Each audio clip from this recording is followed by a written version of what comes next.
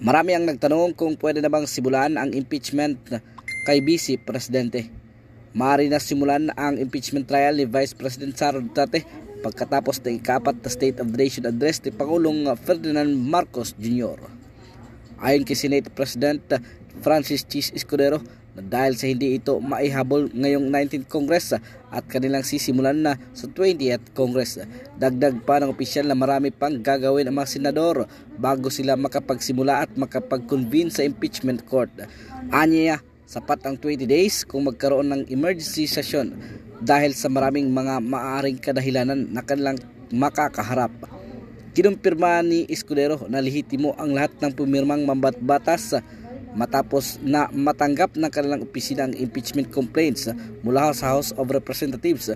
Maguditang noong Pebrero 5, nakakuha ng 215 na pirma mula sa mambabatas mula sa Kamara ang ika-4 na impeachment complaints laban kay VP Duterte. Subalit nag-adjourn ang Senado nang hindi man lang tinugunan ang impeachment kung saan magbabalik sila sa Hulyo 2.